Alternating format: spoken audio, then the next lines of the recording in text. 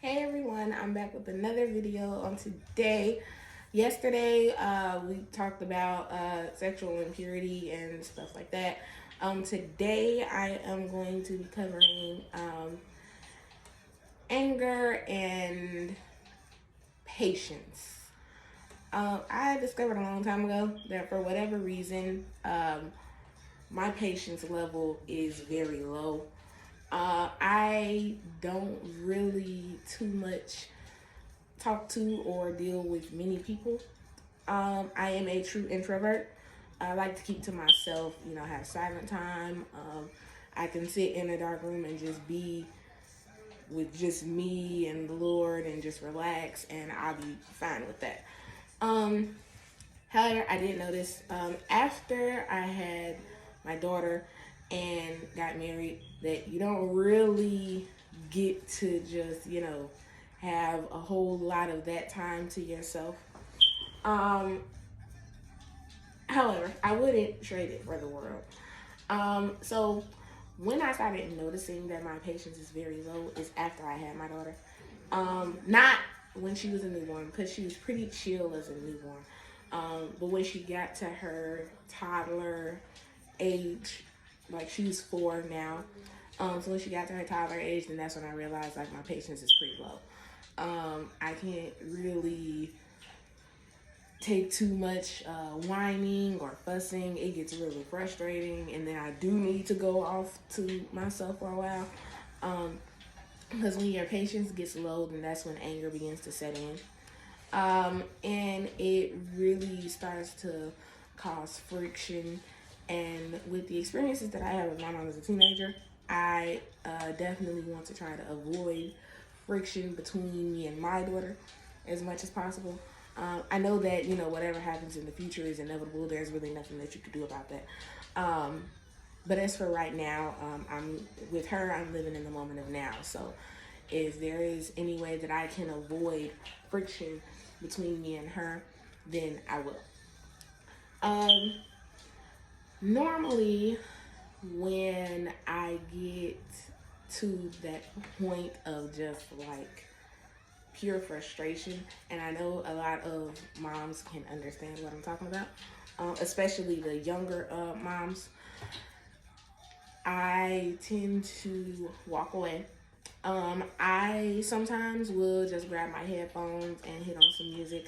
As of right now, recently, I've been listening to more gospel than anything. So I'll grab my headphones, go sit in the living room, or go sit in the bathroom, go sit in the kitchen, just go to another room where she's not there, and throw my headphones in and listen to my music. And sometimes that'll calm me down. Um, Sometimes I decide to do a little Bible study. That helps to calm me down. And no, I'm not lying. And then there are other times when I just want to be mad for that moment. So I will still go off to myself. Um, but I go off and I release that anger. So if I have to curse, then I curse. I say what I gotta say. And then after that, then I'll try the whole music or the Bible study, pick one or the other. Um, Luckily, my daughter has her father in her life, so, I can just tell her, like, go to your daddy, leave me alone. Um, but I know just in my own personal experience, I could understand that for those who are single mothers or maybe even single fathers, um, I understand that most times there isn't anyone there for you to be able to do that with. So you have to kind of like try to manage that anger. And even though I do have him here, I do still try to work on myself and manage how much I am willing to take as far as my patience goes, and trying to manage my anger and my frustration. Like I said, my daughter is 4. When they're around in ages between like 1 to 4, maybe even 1 to 5. Children that age are easily impressionable. They get frustrated easy. You can really easily hurt their feelings. And so I try not to do any of that. Um, I made a couple of promises to my daughter. She doesn't know because I did it while I was still pregnant. But a few promises that I did make, they included, when I'm angry with you, I'm not gonna put my hands on you at all. Um, I promise not to, curse you out and have you, screaming and crying, stuff like that. And I try to keep up with those promises as best I can. She knows to a point, she knows when I'm serious and she knows when I'm playing. And there are times when she does get too confused. Um, at that age, a lot of stuff the kids do around that age is like hilarious, even if they shouldn't be doing it. So it gets kind of hard not to laugh at it. Um, but if it is something she shouldn't be doing, then I do try my best not to laugh, at least not in front of her, because I don't want her to think, that it's okay. Because that's another thing that adds into anger and frustration and impatience is when, they're doing something. So it is important to like nip that kind of stuff in the bud early on. However, I have been in constant prayer concerning my patience and my anger. Um, I realized that I go from 0 to 100 really quickly, and it's not like a loud 100. When somebody gets mad and they just start like going off or throwing stuff, stuff like that. It's more of a silent 100. Um, I'm one where when emotions start to take over, I get quiet and I have nothing to say. When I get irritated or pissed off, I get quiet and I have nothing to say. When I get upset, I get quiet and I have nothing to say. So I pretty much bottle up a lot of those emotions inside, and I know that that's not really healthy. I Yeah, whatever. Um, but it works for me to a point. It may not be as effective as talking out all of your feelings, and letting it be known to the other person, that they're making you mad. But I have been working on doing that. Um, this is gonna come off as harsh to a lot of people who may see this video. But I feel as though with my daughter being 4 now, each year she is growing. Well, really every day she is growing, and she's in school now. So when it comes to harsh honesty, I do believe in harsh honesty when it comes to her. I feel like once she hits, because she's in preschool right now, so once she hits, regular elementary school and high school, if she chooses college, then when you're getting on somebody's nerves, other people are not going to be so sensitive towards you, a lot of us as parents, when our kids are getting on our nerves, then we just like try to tell them like, okay, just go play, go sit down, just chill. Me, I am very honest and open with my daughter. So if she is getting on my nerves, then I will let her know, you're getting on my nerves, you're doing too much, you need to go sit down somewhere. I don't know if that sounds mean. Well, I'm pretty sure it sounds mean to a 4-year-old, but it is the honest truth. Because like I said, once she gets older and she gets around other people and into society, they're not going to sugarcoat it with her. They're going to tell her, get away from me, leave me alone. And though when I do say that, she doesn't, take it too much to heart, but she does understand. Like, mommy is at that point right now where I just need to go and find something to do. Go play with other kids or do something. So I think that's good, because now, she knows early on when someone says that, they mean it. It's not a plea to keep playing or to keep doing the most. It's time for you to relax. So I don't know, whoever watches this, I don't know if you want to employ those same tactics. But I can only tell you what works for me and my family and in my household. And that's one of the things that works. Harsh honesty is important to me. You can't have your kids grown up in this world not prepared for what's going to be thrown at them in this world. You can't expect for your child to know how to stick up for themselves if they never have to stick up for themselves. Um, and no, I'm not saying, to condone, fighting and stuff like that, but to just let them know, hey, if someone touches you, knock them out. You're in point blank. Um, but to just let them know, you can protect yourself for when mommy or daddy or both are not around. And also, like I said, I've been praying on my patience. But the funny thing about praying for things, you have to really be careful what you ask for. Because you pray these things because they sound important. They sound good when you're saying them.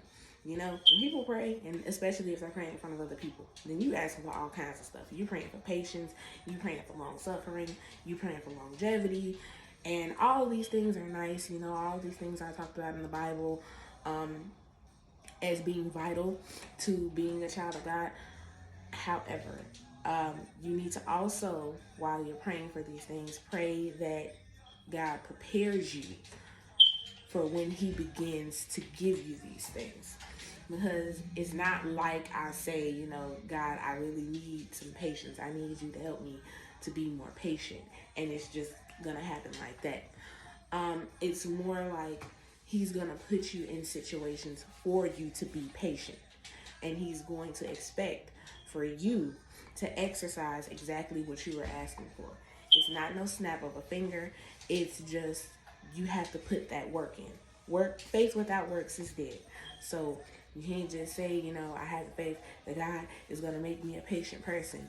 But then as soon as someone says something to you the wrong way, or as soon as your child starts working your nerves, you're just instantly going off, yapping off just like that. These are the situations when you sit and you say, Lord, help me with this. And you work not to go off so quickly, to listen and listen with the intent to understand what the person is saying instead of listening with the intent to respond. I learned that when I get angry or when I get impatient with someone, then that's exactly what I do. I listen with the intent to respond. While you're talking, I am making bullet points in my mind of certain things that you said for me to respond to. And though I may not get to everything, I'd say the top 3, I am going to get to. So I realized that I need to stop. Well, work on stopping when I do that. To listen with the intent to understand means that you are listening and you're being empathetic towards the other person, which is pretty much just saying, I'm listening to you, I'm listening to everything that you're saying, and I do understand where you're coming from. So now, I understand where you're coming from, so now I need for you to do the same for me and be empathetic to what I'm saying. Try to understand where I'm coming from. Which, when it comes to kids, is going to be pretty difficult, especially, really any age for children. Teenagers don't like to listen. Toddlers, they listen, and they understand for the most part, but not really fully.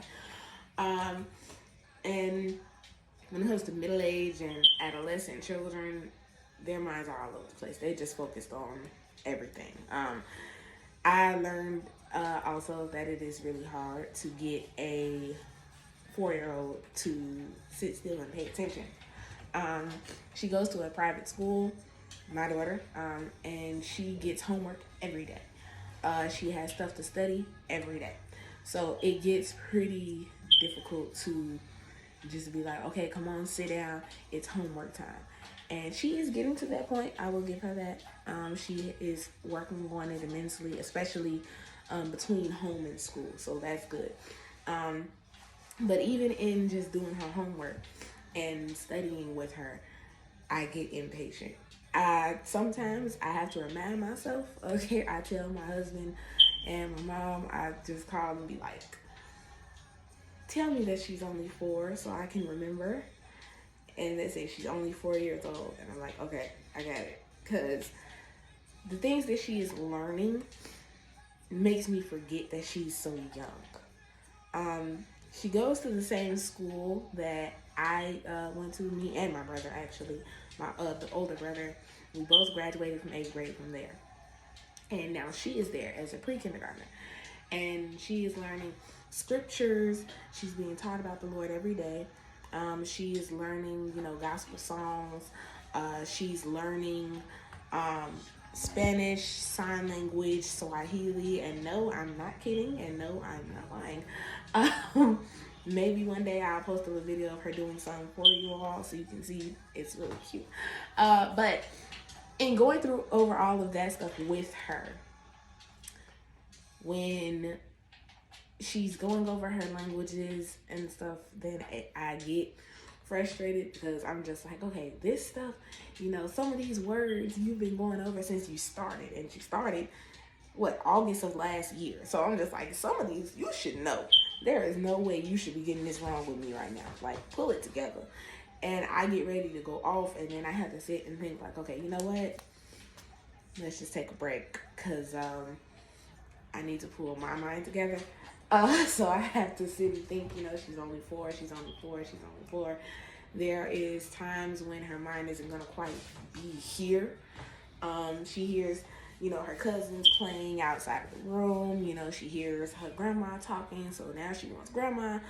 She sees daddy walking the room, so now she wants daddy. So her mind is pretty much just everywhere else other than what I need it to be on. And though my mind is here, hers is everywhere else. So I have to take the moment and be like, okay, let's take a break. You go ahead and go play for a little bit. I'll call you back in here later on when I'm ready for us to go over it again. When I do that, I learned that works a little bit more than just trying to, force it. It works better on my patients as well as on her patients, because now she's learning that, sometimes you can just take a break. You don't have to force yourself to get everything done in one sitting. If need be, if you're getting frustrated, if you are getting annoyed, then take a break for 5 or 10 minutes and just come back to it. So I definitely like that aspect, because once she gets older, I know that school is only going to get more difficult. As far as, everything that she's learning and all of the work that she will get, the amount of work that she gets will be different. And so I wouldn't want her stressing trying to get this stuff done when she could already know from a young age. Like, I can just put this to the side for now and come back to it, but just make sure that you come back to it. So a few ways that I've worked on my anger and worked on my patience is number one, through prayer, Bible studies, reading certain scriptures that attributes to dealing with anger and patience. And I know growing up, I heard a lot of people say, if you just read the Bible, it'll help you, And I'm like, whatever. I mean, back then, I felt like I'm reading these scriptures. It's talking about what I'm dealing with, but it's not helping. But that's because I was reading without the intent to understand what I was reading. Now, as an adult, I've been through a few things, so now I read the Bible looking to get something out of it. I read the Bible looking to get an understanding. I read the Bible looking to get whatever emotions I am holding in out, as well as learning how God is helping me in dealing with them. So definitely through prayer and God's word. And for those of you who are considering, if you have serious anger issues, because I know mines are minimal in comparison to, those who, they have to hit something, or, they just just go straight off on anyone that's around, even if they don't have anything to do with the situation. Anger can take you to some pretty dark places. I know. I've been so angry to the point where all I saw was blood and I was just out for it. So I do understand. If you've ever thought about doing therapy, anger therapy, that works for some people. I'm not sure. I can't say how effective it is because I've never done it. But if it ever began to get to that point, then there is absolutely no way that I can say that I wouldn't consider it. So, therapy could help. Gospel music helps, just being ministered to, and, singing or screaming or just crying, whatever you have to do to get those emotions out. And so those are 3 ways that I deal with my anger, 4 ways that you could possibly deal with yours. And just be patient with yourself in the process of trying to become patient with others. That's a huge one because a lot of us, myself included, while I'm working on my patience for other people, I'm getting angry at myself because I'm just like, it shouldn't be this hard. Like, why is it this difficult? Especially when it comes to your immediate family. You don't want to be angry all the time at your immediate family. Like, who got time for that? So yeah, that's how I personally deal with my anger and my impatience. Hopefully you all got something out of this video that could help you. Hopefully God gets the glory through this video. If anyone ever needs to talk, vent, get a Bible study partner, just have prayer, please feel free to contact me. My information is down in the description box of this video. I love to talk, so I never mind talking to anyone who is in need of any help, or like I said, even if you just need someone to vent to. So with that being said, you all have a great rest of your day. I love you all. Jesus loves you more, and stay blessed. Bye.